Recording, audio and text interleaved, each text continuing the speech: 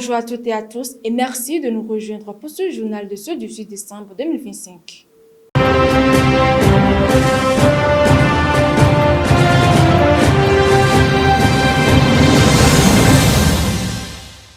Nous démarrons cette édition en Afrique, dans l'Est de la République démocratique du Congo.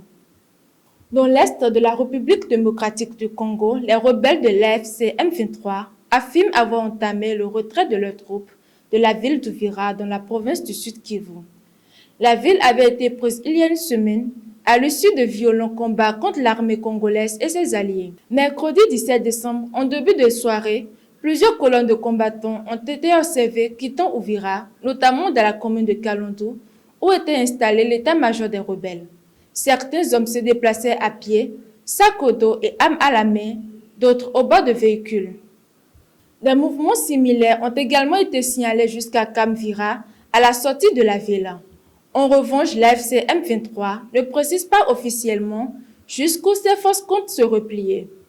Ce retrait a été confirmé par des membres de la société civile locale. Après l'Afrique, direction l'Europe, où les dirigeants de l'Union européenne se retrouvent ce jeudi à Bruxelles pour un sommet aux enjeux majeurs. À Bruxelles, le Conseil européen s'ouvre sur les dossiers particulièrement sensibles. Parmi eux, le financement de l'aide à l'Ukraine près de 3 ans après le début de la guerre.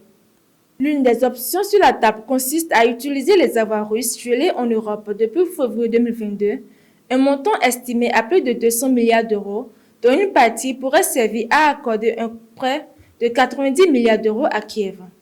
Le président ukrainien Volodymyr Zelensky a d'ailleurs fait le déplacement pour tenter de convaincre les dirigeants européens. Mais la question divise profondément les États membres.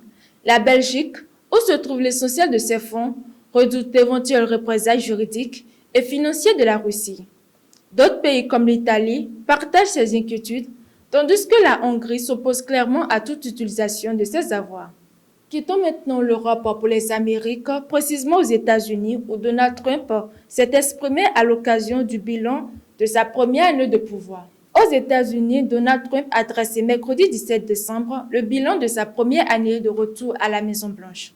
Dans une allocution télévisée diffusée à une heure de grande écoute, le président américain s'est voulu résolument optimiste. Il y a 11 mois, j'ai hérité d'un désastre et je le répare, a-t-il déclaré, accusant une nouvelle fois son prédécesseur Joe Biden de lui avoir laissé une économie au bord de la rue. Malgré le mécontentement croissant des Américains face au coût de la vie, le président a su que les prix baissent rapidement, même s'il reconnaît que la lutte contre l'inflation n'est pas encore terminée.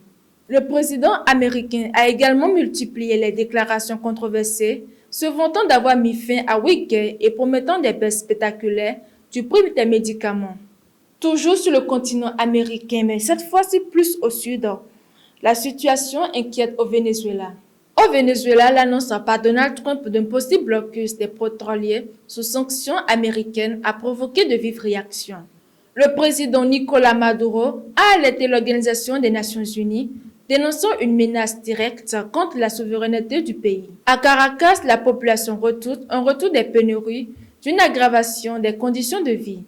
Si les opinions politiques restent divisées, tous s'accordent sur une même crainte, que ce nouveau bras de fer avec Washington ne fasse pas payer le prix fort aux citoyens. Le secrétaire général de l'ONU a appelé à éviter toute nouvelle escalade entre les deux pays. De son côté, la compagnie pétrolière nationale affirme que les exportations se poursuivent normalement malgré les tensions diplomatiques. C'est la fin de ce journal sur Eurocomédia TV. Merci de nous avoir suivis.